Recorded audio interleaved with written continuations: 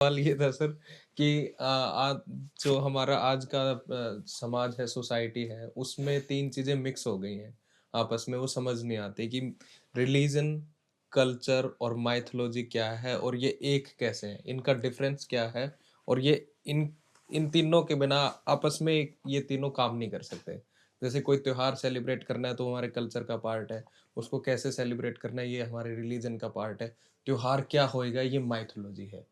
तो ये क्या चीज़ है? तीनों में डिफरेंस क्या है और देखिए, पैरेलल क्या है? माइथोलॉजी और रिलीजन का तो बहुत करीबी ताल्लुक है, हम डिटेल में डिस्कस कर चुके हैं। हुँ, माइथोलॉजी जो है हुँ।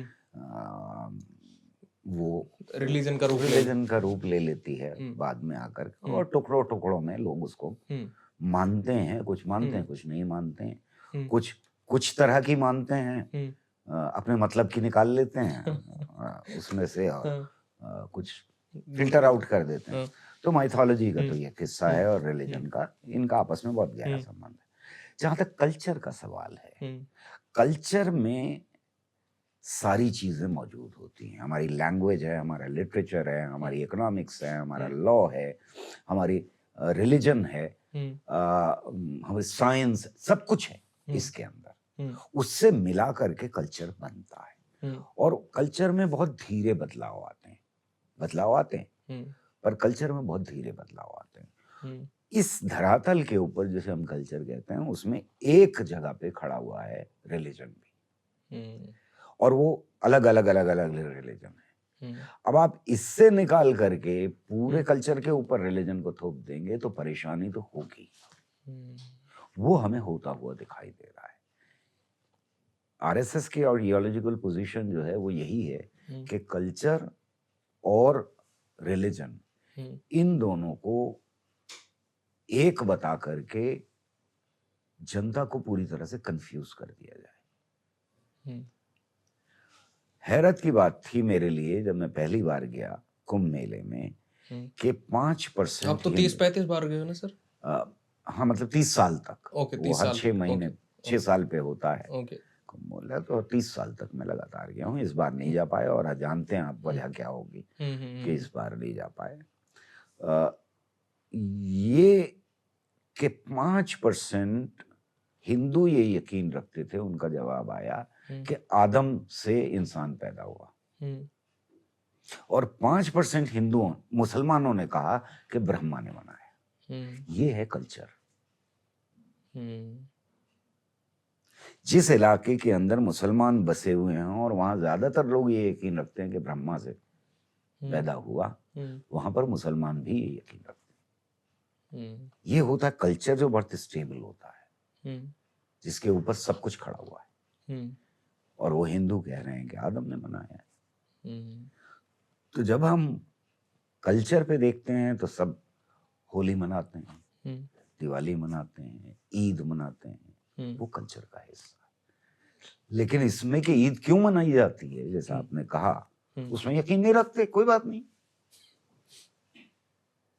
दिवाली क्यों मनाई जाती है, हुँ, होली क्यों मनाई जाती होली है? क्यों मनाई जाती है, हुँ, इसमें यकीन नहीं है मेरा, हुँ, कोई बात नहीं। हुँ, मेरे कल्चर का हिस्सा है कि मैं एक दिन रंग खेलूंगा, हुँ। इससे कोई मतलब नहीं है कि क्यों खेलूंगा, वहाँ लॉजिकल नहीं हो सकते आप कोई तुक ही नहीं। और ज़रूरत ज़रूरत भी नहीं है। बिल्कुल वैसे ही जैसे मुझे लता मंगेशकर क्यों पसंद है भाई, कि उनके 4 गाने, इनमें क्या लॉजिक है, कोई लॉजिक नहीं। हाँ, ठीक बात है। वो मेरे कल्चर का हिस्सा है, हुँ, हम करते हैं ऐसा, हम तो होता करते हैं, हाँ, इसमें कोई लॉजिक की ज़रूरत भी नहीं। हुँ।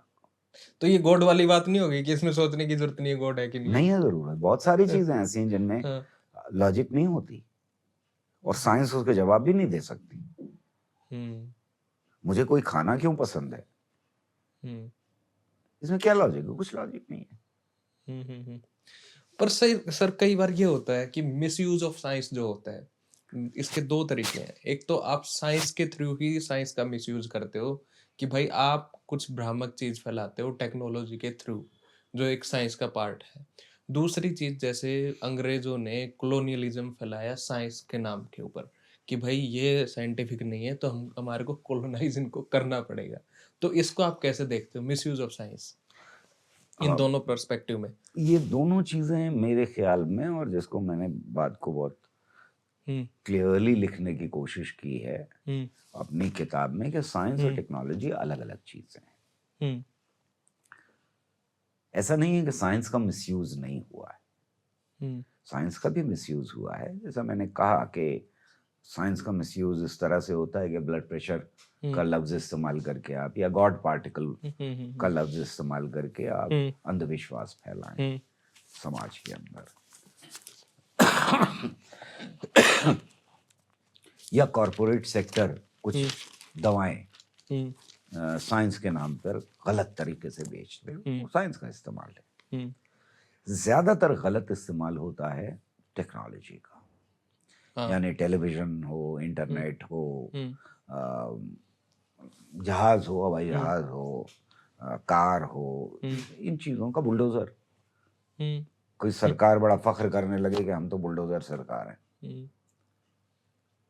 ये टेक्नोलॉजी से रूढ़िवादी विचारधारा रखने वालों को, जो अंधविश्वासी हैं, उनको कोई प्रॉब्लम नहीं होती, साइंस से होती है।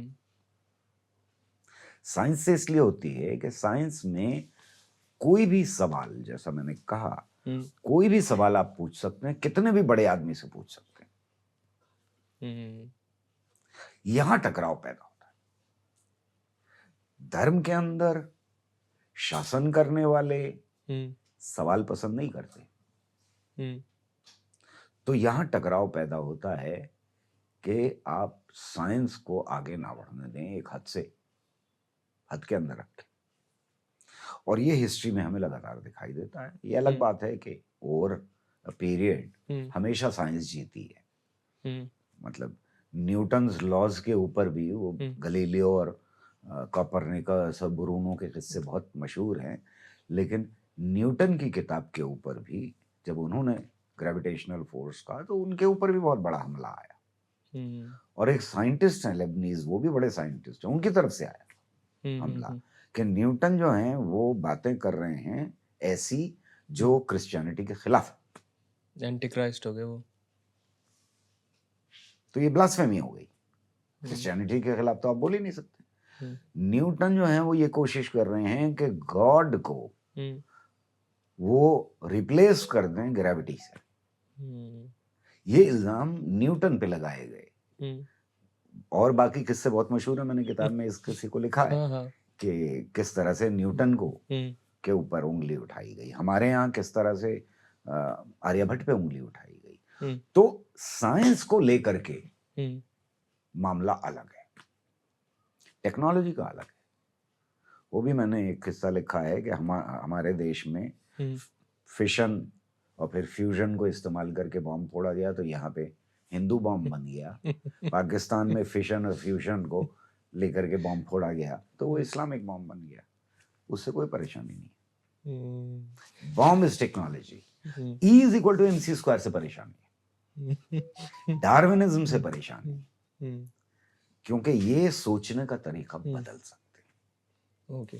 और इसलिए कभी कभी इतने उत्तेजित हो जाते हैं रूढ़िवादी साइंस को लेकर के कि वो जान भी ले लेते हैं। और ये जान सिर्फ पुराने वक्तों में नहीं ली गई, सिर्फ यूरोप में नहीं ली गई। 12 लोगों को जान से हाथ धोना पड़ा पाकिस्तान में, 12 लोगों को या मुल्क छोड़ना पड़ा या जान से हाथ धोना पड़ा और गलियों में दौड़ा करके मारा। बांग्लादेश के अंदर अब्दुल सलाम सर, उनको मारने तक अब्दुल नहीं सलाम को बाहर निकाल दिया, ऑलमोस्ट वो एग्जाइल में ही रहे पाकिस्तान में। हमारे देश के अंदर हमने 4 शहीद पैदा कर दिए इस बीच में, जो साइंस के शहीद हैं, जो रैशनैलिटी के शहीद हैं, जो साइंटिफिक टेम्पर के शहीद हैं। पर सर इसमें जैसे टेक्नोलॉजी की बात कर रहे हैं हम, तो जैसे हमारे पुराणों में और सब जो चीज़ें होती है कि भाई हम इस तरीके से डेवलप थे और सारा सीन था, तो हम अपनी उस साइंस को टेक्नोलॉजी क्यों नहीं दे पाए फिर? जैसे हम पुराणों में बात करते हैं कि हमारे पास पुष्पक विमान टाइप्स था, या फिर पुष्पक विमान छोड़ो 10वां तार भी थे, हमने कुछ फॉर्मूलाज इजाद कर लिए थे, ये हर चीज का मतलब एक तोड़ हमारे पास था। तो हम उस जो हमारी साइंस थी, जो मिथिकल साइंस थी या जो भी वो साइंस थी, उसको हम टेक्नोलॉजी क्यों नहीं दे पाए? मामला यकीन का है ना, वो फेथ कि थी, एविडेंस तो कोई है नहीं। कि अगर हम नाक की मतलब सर्जरी कर सकते थे या जो भी मतलब भाई कोई इंस्ट्रूमेंट होगा उससे सर्जरी की होगी या मंत्र मार के की, मंत्र मार के की तो तब कोई एविडेंस नहीं बचेगा। मंत्र मार के आपने जहाज बना दिया तो कोई एविडेंस नहीं बचेगा। लेकिन अगर जहाज बनाया तो उसका कोई टुकड़ा तो बचा होगा, कहीं तो खुदाई में निकलेगा। हाँ। अब आप मानने को तो फेथ है तो मान लीजिए कि विमान था, और वो भी ऐसा विमान था जो ऊपर भी जा सकता था, नीचे भी जा सकता था, साइड में भी जा सकता था, सीधा और पीछे भी चल सकता था, और इंटरस्टेलर भी था, यानी दूसरे ग्रहों पे भी जा सकता था। वो कोई तो एविडेंस होगा। किसी ने मजाक में कहा था कि वो विमान तो रावण के पास था, राक्षसों के पास था, हमारे पास कहाँ था। पर मेरा उस विमान के प्रति, मैंने वो एग्जांपल दिया है, मैं सही कोट नहीं कर पा रहा हूँ, कि हमारे पास अगर सूत्र थे, फॉर्मूलाज थे किसी चीज के, तो हम उसको टेक्नोलॉजी देने में असफल क्यों हुए? वो मेरा कोर क्वेश्चन है। बात ये है कि अगर आपके पास सब था और कुरान के अंदर सब था, या वेदों में सब था, या बाइबल में सब था, आपने लिखा भी है ये, हाँ, अगर मान लें कि था, तो फिर ये कितनी बेइज्जती की बात है कि जनरेशन आफ्टर जनरेशन आप भूलते गए उसको। आपने क्या काम किया? आपने तो सिर्फ भूलने का काम किया, बाकी लोगों ने उसे याद रखा। भाई कोई तो मुल्ला जी हों जिनको कुरान याद है और वो कोविड की वैक्सीन निकाल लें। भाई पंडों से ज्यादा शास्त्रों को किसने पढ़ा होगा? रटे हुए हैं उनको, वेद रटे हुए हैं, तभी आप द्विवेदी और त्रिवेदी और वेदी होते हैं, तभी तो होते हैं ना। तो आपको तो रटा हुआ है। जिसे नहीं याद, जिसने शायद एक बार पढ़ा हो, उसने तो सब निकाल लिया, और आप जो रोज पढ़ते हैं उन्होंने कुछ नहीं निकाला। क्या तो जैसे गीता पढ़ के ओपनहाइमर वाला, बेवकूफी की बात हुई ना। इससे ज्यादा अपने को बेइज्जत करना और क्या तरीका ढूंढेंगे आप? कि हम सब नालायक थे, जनरेशन आफ्टर जनरेशन वो बहुत चतुर लोग थे, वो कमाल के थे, और हमने सिर्फ भूलने का काम किया और कुछ नहीं किया। हम बैठे रहे, पढ़ते रहे, और कुछ नहीं ईजाद किया। ईजाद पहले ही हो गया था, हम भूल गए। सर एक और इंटरेस्टिंग क्वेश्चन मेरे दिमाग में आ रहा है, ये किसी ने मेरे से पूछा था, मैंने भी पूछा किसी से, कि क्या हम लैंग्वेज के बिना सोच सकते हैं? Is thought possible without language? और बार्टन रसल तो यही कहते हैं कि लैंग्वेज है तभी तो हम पता लगता है कि हमारे में थॉट है।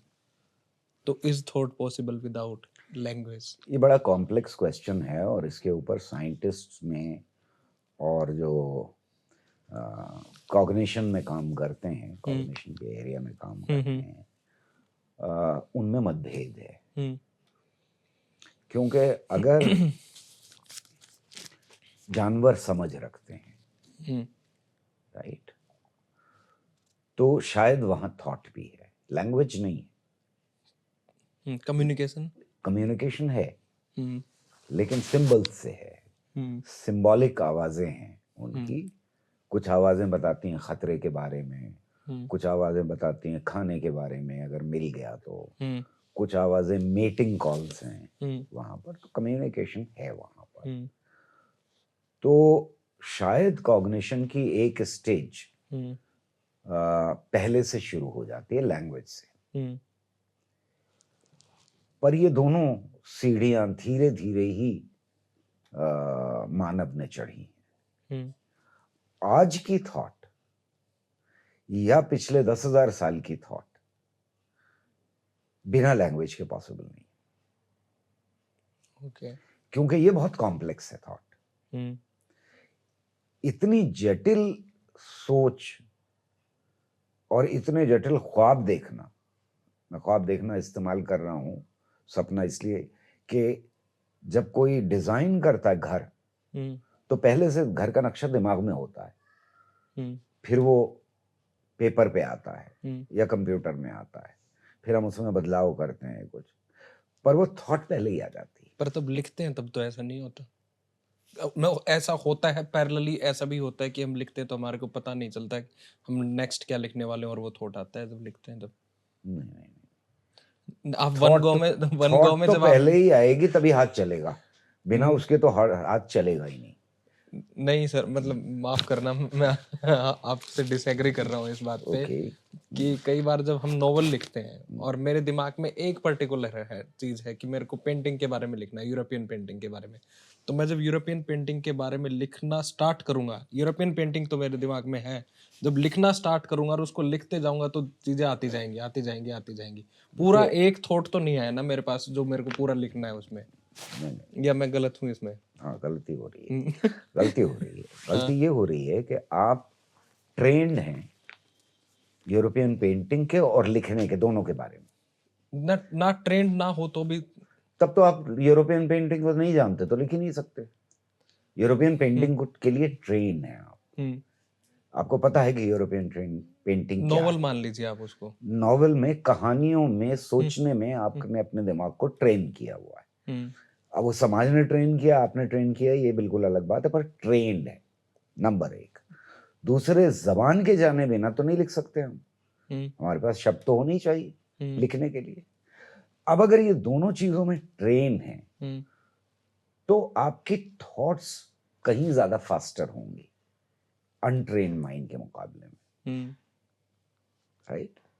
अनट्रेन माइंड अगर लिखने की कोशिश करेगा किसी नॉवल को तो उसमें उसको बहुत मेहनत करनी पड़ेगी, क्योंकि लिखने के साथ साथ वो ट्रेन भी कर रहा है अपने को। मेहनत होगी, धीरे चलेगा मामला। पर अगर आप ट्रेन हैं तो आप बहुत फास्ट, थॉट प्रोसेस और लिखना दोनों ही फास्ट होगा। पर थॉट हमेशा पहले होगी, हमेशा प्रोसीड कर रही होगी। बिना उसके तो मैं वर्ड ही नहीं लिख सकता ना। मुझे अगर लिखना है, मान लीजिए अपना नाम ही लिखना है, तो पहले दिमाग में आएगा नाम, उसके बाद ही तो हाथ पे आएगा। बिना दिमाग में अपने नाम के मैं नहीं लिख सकता, मैं बता भी नहीं सकता। जिनको अल्जाइमर हो जाती है बीमारी, वो अपना नाम भी भूल जाते हैं, दूसरों का नाम भी भूल जाते हैं, वो आता ही नहीं। तो थॉट प्रोसेस फास्ट और स्लो तो हो सकता है, पर थॉट प्रोसेस पहले होगा। आप जैसे ही यहां से उठेंगे आपके दिमाग में ये बात आ जाएगी बिना सोचे हुए कि मुझे कौन सा रास्ता लेना है घर जाने के लिए। फिर आपका एक्शन शुरू होगा। हो सकता है वो एक्शन कभी पूरा ना हो, आप उसको रिजेक्ट कर दें, घर नहीं जा रहा, कहीं और जा रहा हूं, तो कहीं और का रास्ता पहले आ जाएगा। अब अगर ट्रेन है आप तो बहुत जल्दी आ जाएगा, वरना 4 बार सोचना पड़ेगा किधर से जाना है, मालूम ही नहीं है रास्ता। पूछते तो ये ट्रेनिंग कैसे होती है फिर? ये हमारी सोशल कंडीशनिंग से होती है, हमारे पढ़ने से होती है, हमारी। और फिर सर इसको अगर थोड़ा और पीछे ले जाते हैं तो स्टार्टिंग में अडेप्ट कैसे किया है इंसानों ने लैंग्वेज को? इंसानों ने लैंग्वेज को जरूरतों की वजह से किया। जब हमारी जरूरतें जानवरों की तरह थी तो फिर हमारा कम्युनिकेशन भी वैसे ही था। यानी मेटिंग कॉल, डर या खुशी, और खाने के बारे में बताना एक दूसरे को। हमारी जिंदगी पे खतरा पैदा हो रहा है तो उसके बारे में दूसरों को सूचित करना कि यहाँ जिंदगी को खतरा है। जैसे जैसे समाज जटिल होता चला गया वैसे वैसे हमारी कम्युनिकेशन की जरूरतें बढ़ती चली गई। हमने जब शिकार मिल करके करना शुरू किया तो फिर ये सोचा कि भाई कुछ आवाजें शिकार के लिए रख लो। जब हमने आग जलानी शुरू की तो कुछ खाना पकाने के लिए या आग के लिए रख लो। आग कैसी जलाई जाएगी? जब हमने औजार बनाने शुरू किए तो उन औजारों के नामों की जरूरत पड़ी कि अलग अलग तरह की चीजों। तो जैसे जैसे समाज जटिल होता चला गया हमारा कम्युनिकेशन भी जटिल होता चला गया और हमें मैच्योर्ड जबानों की, भाषा की जरूरत पड़ी। ओके, ये है सीन, पर इस पे पढ़ना पड़ेगा और अच्छे से। इसमें बहुत सारे गैप्स हैं। ये मोटी मोटी बात है और मैं हर चीज का एक्सपर्ट नहीं हूँ, मैं लिंग्विस्टिक्स का एक्सपर्ट बिल्कुल नहीं हूँ, लेकिन जो पढ़ा है मैंने उसके आधार पर जो दिग्गज बताते हैं हमारे, उसके आधार पर ये बात क्या है। सर एक दो क्वेश्चन और करें, आप थक गए हो? नहीं नहीं, बताइए। सर जो एंशियंट फिलोसफर्स हैं, बुद्धिज्म में भी बुद्ध भी हैं और एंशियंट ग्रीक वाले भी हैं, उनकी फिलोसफी आज की मॉडर्न टेक्नोलॉजी या मॉडर्न साइंस से कितना मेल खाती है? पहले जैसे अगर आपने देखें, आपने मेंशन किया है इसमें। पहले अगर देखें हम, तो फिलॉसफी, और फिलोसफी शुरू कैसे हुई है सर? अक्सर ये लोग कहते हैं कि जो गरीब आदमी है वो सिर्फ अपने खाने का खाने की के फिलोसफी है। और सर्वाइवल से जूझता रहता है। ऐसा हम्म, होता नहीं है। सबसे हम्म, ज्यादा गरीब आदमी भी जो हम्म, सर्वाइवल से जूझ रहा है, वो भी बड़े बड़े हम्म, सवालों पे विचार करता है। हम्म, और ये विचार इंसान के बिल्कुल, जो जो सीढ़ी चढ़ रहा था विकास की, बिल्कुल शुरू में ही ये विचार हम्म, आने लगे। हम्म, और उसने वो सवाल पूछे जो बहुत मुश्किल सवाल थे, जो आज तक चले आ रहे हैं। हम्म, जैसे मैंने कहा कि ब्रह्मांड कैसे बना, हम कहाँ से आए हैं, यहाँ से जन्म होता है फिलॉसफी का। और इन सवालों के जवाबों को इकट्ठा करना, हम्म, इनमें वाद विवाद होना, एक दूसरे के जो जो जो जवाब हैं हम्म, उनमें कमियां तलाश करना, हम्म, मेरे ख्याल में ये फिलॉसफी थी। हम्म, और फिलॉसफी के अंदर ही सारे और हम्म, लिटरेचर से हम्म, जो भी तरीके हैं हम्म, अपने को देखने के, वो थे। उनमें एक साइंस थी। हम्म, साइंस का फिलॉसफी से डिपार्चर अब से 200-250-300 साल पुराना है, इससे ज्यादा पुराना नहीं। बस। उससे पहले ये नेचुरल हम्म, फिलॉसफी कहलाती थी। बाद में अच्छा। वो नेचुरल साइंस हो गई। साइंस हम्म, का तो वर्ड ही बहुत बाद का वर्ड है। हम्म, तो साइंस तो इस्तेमाल नहीं होता था वर्ड, हम्म, नेचुरल फिलॉसफी होता था हम्म, इसके बारे में। नेचुरल फिलॉसफी का मतलब ये हुआ कि हमारे पास ब्रह्मांड में जो कुछ घट रहा है उसके बारे में बात करो, हम्म, तब वो नेचुरल फिलॉसफी हुई। और समाज में जो घट रहा है वो नॉर्मल फिलॉसफी हुई। हम्म, हमारे रिश्तों के बारे में, हम्म, हमारे सरकार के बारे में कैसे चलनी चाहिए, हम्म, इंसान कैसे सोचता है, हम्म, भगवान का कॉन्सेप्ट क्या है, वगैरह वगैरह, ये सब फिलॉसफी है। तो फिलॉसफी हम्म, बहुत हद तक साइंस को इन्फॉर्म कर रही थी। ओके। साइंस बहुत कुछ फिलॉसफी से ले रही थी और फिलोसोफर्स उन सवालों के जवाब देने की कोशिश कर रहे थे हम्म, जो साइंस भी पूछ रही थी। ओके। दोनों में बहुत गहरा रिश्ता था।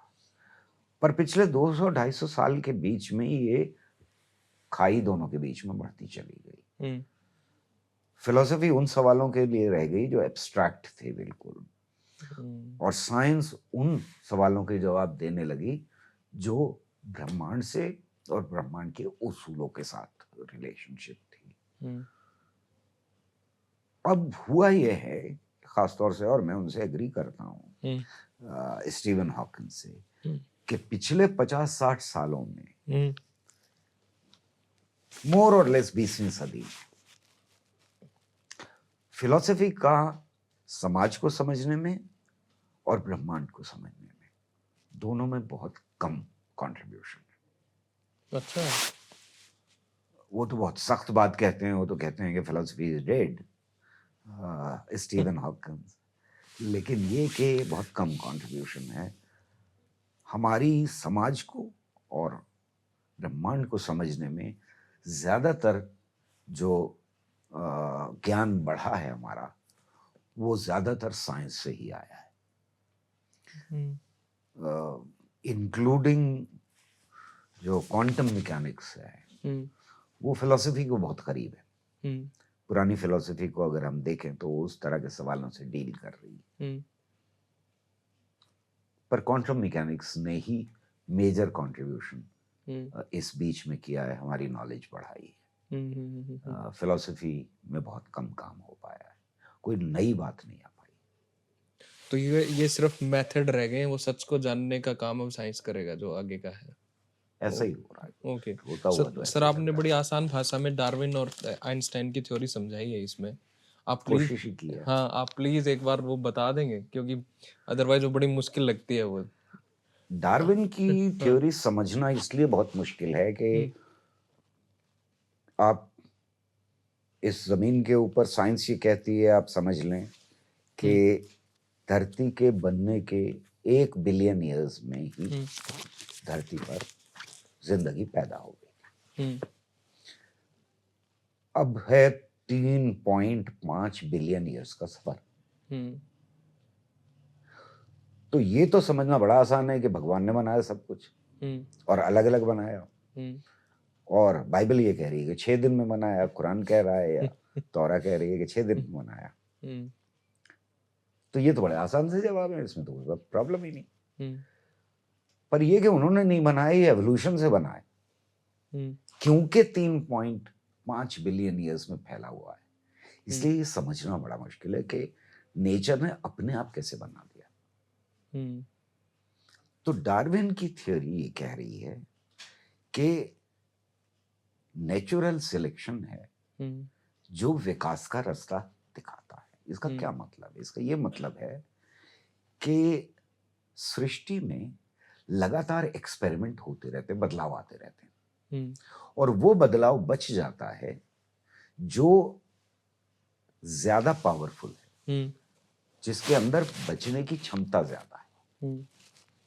इसको ऐसे देख लीजिए कि हमें दूर से अगर नीम का पेड़ हो, आम का पेड़ हो, दूर से हमें सारे पत्ते एक जैसे लगेंगे, पर करीब जाके देखें तो ऑलमोस्ट हर पत्ता अलग होगा। यही आम के साथ है। दूर से हमें सारे आम एक जैसे दिखाई देंगे, एक पेड़, पर हर आम के अंदर कुछ ना कुछ हल्का सा ही सही बदलाव होगा। ये तो इंसानों में भी था, दूर से सारे आदमी एक जैसे दिखते हैं। दूर से सारे इंसान में, इंसान की इसलिए नहीं ले रहा था कि हम सब अलग अलग हैं और इतना डिवीजन है कि क्या फिर घुमा फिरा के वहां कोई मानेगा ही नहीं कि मैं आप जैसा हूं और आप मेरे जैसे हैं। कौन मान रहा है? तो हमारा तो समाज ही इस पे चल रहा है कि सब अलग अलग हैं हम, और एक दूसरे से इस बेसिस के ऊपर नफरत करनी चाहिए हम। तो हम सब अलग हैं, हर बीज अलग है। तो नेचर हर एक में थोड़ा सा बदलाव इसलिए ले आता है कि उससे पैदा होने वाला अगर कमजोर होगा एनवायरनमेंट के हिसाब से, जो उसके चारों तरफ कंडीशंस हैं उनके हिसाब से, उनको एडॉप्ट नहीं कर पाएगा, तो वो जल्दी खत्म हो जाएगा। तो बचेगा कौन? वो बीज, वो पत्ता, वो फल, वो पेड़, जिस पेड़ में ज्यादा क्षमता होगी अपने एनवायरनमेंट के बदलाव से जूझने की।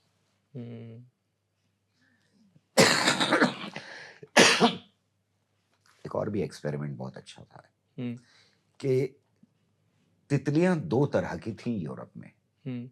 2 रंग थे, एक गेरुआ सा रंग था और दूसरा ग्रे कलर था। तो धुआं इतना बड़ा वहां पर कि ग्रे कलर की तितलियां जो थी वो ग्रे कलर की दीवारों पर बैठ जाती थी, वो दिखाई नहीं देती थी बैकग्राउंड में, और जो भगवा थी वो दिखाई देती थी। तो प्रीडेटर्स ने उनको खाना शुरू कर दिया जो दिखाई देती थी, तो वो धीरे धीरे खत्म होती चली गई। अब सिर्फ ये बची। तो ये एक एक्सपेरिमेंट है जिससे पता लगता है कि जो एनवायरनमेंट में ज्यादा सर्वाइवल की पॉसिबिलिटी थी वो सर्वाइव कर गई, तो नई स्पेशी खड़ी हो गई तितलियों की, जो सिर्फ ग्रे ही थी। तो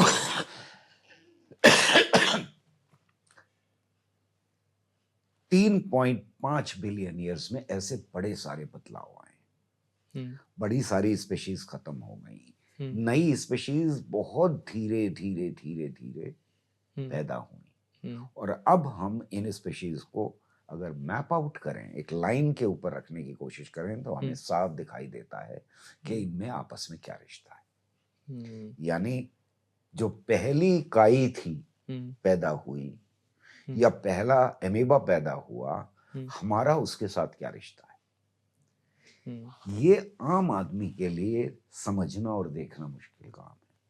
पर डार्विन की थ्योरी हमें ये बता रही है कि हम ये देख सकते हैं कि हमारा चिंपैंजी के साथ क्या रिश्ता है, जो हमारे बहुत करीबी कजन्स हैं, हमारे कुल का है। हमारे कुल के हैं ऑलमोस्ट वो। हाँ। अब तो हमें ये भी मालूम है कि ह्यूमन होमो इरेक्टस की और भी जातियां थी, लेकिन हमारा रिश्ता पहले अमीबा से क्या है वहां तक हम जा सकते हैं। डार्विन की सबसे बड़ी बात ये भगवान को इंसान बनाने से, जानवर बनाने से, पेड़ पौधे बनाने से भी बाहर निकाल देती। ये खत्म ही कर दिया सीन। वरना तो ये कहते ना, आपको किसने पैदा किया है? भगवान की मर्जी से, अल्लाह की कुदरत थी। मेरी जिंदगी तो उसके भरोसे, उसके ऊपर वाले के। डार्विन की थ्योरी कह रही नहीं, ये सब रिश्तेदार है और हम वहां से चले जो पहला अमीबा था, और धीरे धीरे धीरे धीरे ज्यादा से ज्यादा कॉम्प्लेक्स पैदा होता चला गया है। उन पे तो बहुत हमले हुए होंगे सर, वैचारिक तौर पे। आज भी हो रहे हैं। हाँ, वही हमारी 10वीं क्लास की किताब से बाहर कर दिया ना डार्विन को। मैंने भी बोला ओ गॉड। और आइंस्टाइन वाले ये है कल्चर। हाँ। आइंस्टाइन वाला sir, E is equal to mc square, वो थ्योरी, वो भी थोड़ा सा बताइए। E is equal to mc square, जो हम ब्रह्मांड के बारे में बात करें, जब न्यूटन ने ये कहा कि सारा ब्रह्मांड जो है वो गुरुत्वाकर्षण या ग्रेविटी पे चल रहा है, तो उन्होंने एक और बात कही जो बड़ी अजीब सी थी, साइंटिफिकली अजीब थी, गलत थी, और वो ये थी कि ब्रह्मांड जैसा था हमेशा से वैसा ही है। लेकिन थ्योरी तो ये कह रही है कि अगर है तो खींच के आना चाहिए एक जगह। अगर सब एक दूसरे को खींच रहे हैं तो ब्रह्मांड को सिमटना चाहिए, पर उसका तो कोई एविडेंस था नहीं। लेकिन न्यूटन इतना बड़ा दिमाग थे कि उन्होंने साइंटिस्ट को दम्बखुद कहते हैं, मतलब वहीं रखा। दम्बखुद क्या होता है? मतलब ये कि बिल्कुल कन्विंस कर मेस्मराइज थे। अच्छा, न्यूटन की पर्सनालिटी से। न्यूटन कैसे गलत कह सकते हैं? अच्छा, न्यूटन तो गलत कह ही नहीं सकते। न्यूटन तो अगर था तो स्टैटिक ही था। हाँ। अब आइंस्टाइन आए, आइंस्टाइन की थ्योरी ने कहा यार न्यूटन में कुछ गड़बड़ है, ये तो स्पेशल केस है बस एक। असल में तो ब्रह्मांड चल रहा है थ्योरी ऑफ रिलेटिविटी से, वो एक्सप्लेन किया जा सकता है। अब उनकी थ्योरी चिल्ला चिल्ला के कह रही थी कि या तो कोलैप्स करेगा और या एक्सपैंड करेगा, पर उन्होंने अपनी इक्वेशंस में एक कांस्टेंट डाला ये दिखाने के लिए कि स्टैटिक है। जबरदस्ती इसको लामात्र और हबल ने चैलेंज किया। अननोन थे बिल्कुल, यंग साइंटिस्ट, अननोन साइंटिस्ट, यानी कोई नहीं जानता था, और आइंस्टाइन बड़ी पर्सनालिटी थी। तो ऐसे में साइंस में चैलेंज किया जा सकता है। शुरुआत में आइंस्टाइन ने मजाक उड़ाया, बाद में आइंस्टाइन को मुंह की खानी पड़ी। तो अब यूनिवर्स एक्सपैंड कर रहा है, राइट? जिसका मतलब ये है कि कभी पीछे जाएं तो एक जगह पे था। अब परेशानी ये खड़ी होती है कि पीछे जाएं तो इतना सारा जो तामझाम है वो एक जगह पे कैसे था? ये हमको E is equal to mc square ही समझा सकता है कि कैसे था, क्योंकि मास एनर्जी में कन्वर्ट हो सकता है जो न्यूटन के जमाने में नहीं हो सकता था। न्यूटन के जमाने में जो समझ थी उसमें मास कंजर्व था, एनर्जी कंजर्व थी। इन दोनों में किसी को ना बनाया जा सकता था, ना खत्म किया जा सकता था, ना कन्वर्ट किया जा सकता था। आइंस्टाइन ने जब E is equal to mc square दी, तब हम ये कह सकते हैं कि सारी की सारी एनर्जी, मास सारा कन्वर्टेड था। इतनी गर्मी थी कि वो सब कुछ एनर्जी में बदल गया, और वो एक पॉइंट के ऊपर जिसकी ना लंबाई थी, ना चौड़ाई थी, ना ऊंचाई थी, ना कुछ नहीं था, वहां सारी एनर्जी आ गई। बिना इस इक्वेशन के ये समझना पॉसिबल नहीं था। तो आइंस्टाइन का एक बड़ा कंट्रीब्यूशन है थ्योरी ऑफ रिलेटिविटी, और थ्योरी ऑफ रिलेटिविटी के साथ E is equal to mc square equation देना। ओके, ये है सर। आखिरी क्वेश्चन, अभी लेटली आप एक डिबेट में गए थे, डज गॉड एग्जिस्ट?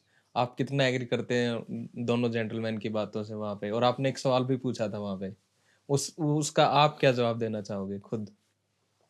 फेथ से रिलेटेड ही मैं सर। किसी सुपरनेचुरल पावर को नहीं मानता। हुँ, यानी आम ज़बान में कहें तो हमेशा से नास्तिक हूँ। हुँ, कभी नहीं माना हुँ, और कभी किसी रिचुअल में पार्टिसिपेट नहीं किया। हुँ, सिवाय इसके कि मरने के ऊपर ज़रूर मैं जाता हूँ।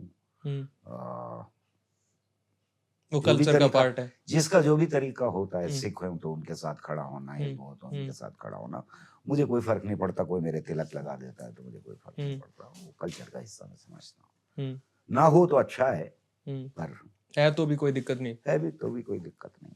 हुँ, तो मुझे तो कोई ज़रूरत नहीं पड़ी, गॉड कभी की। भी, किसी तरह के गॉड की। तो ज़ाहिर है कि मेरे सारे आर्गुमेंट वो आर्गुमेंट होंगे हुँ, जहाँ मैं जावेद अख्तर साहब के हुँ, साथ खड़ा हूँ, ओके। तो मैं उनसे एग्री करता हूँ। मुफ्ती साहब के जितने आर्गुमेंट थे, वो मैं बचपन से सुनता आया हूँ हुँ, और शायद पिछले कई सदियों से वही आर्गुमेंट दिए जा रहे हैं, उनमें कोई फ़र्क आज तक नहीं आया। ये बात अलग है कि उन्होंने कॉन्टिजेंट, कॉन्टिजेंसी, कॉन्टिजेंट, कॉन्टिजेंसी को इतनी बार रिपीट किया हाँ, कि जब रट क्या रखा जावेद है? साहब को ये कहना पड़े कि भाई बता तो दीजिए कि इसका क्या मतलब है? मतलब क्या है? मतलब क्या है? क्योंकि प्योर अंग्रेजी ज़बान में तो कोई ख़ास मतलब है नहीं। हाँ, फ़िलॉसफ़ी में ज़ाहिर है कि कुछ लोगों ने इस्तेमाल किया उसको, जिसका मतलब अलग हुँ, था, इसीलिए हुँ, जावेद साहब ये चाहते थे कि वो बताएँ, तो उन्होंने नहीं बताया कि हुँ, कॉन्टिजेंट का क्या मतलब था। हुँ, मेरा मानना ये है कि ये सवाल साइंस का नहीं है कि हुँ, गॉड है कि नहीं। हुँ, ना साइंस से प्रूव किया जा सकता है कि है, ना ये प्रूव किया जा सकता है कि नहीं। हुँ, तो ये साइंस पे कोई फ़र्क नहीं पड़ता, हुँ, है कि नहीं?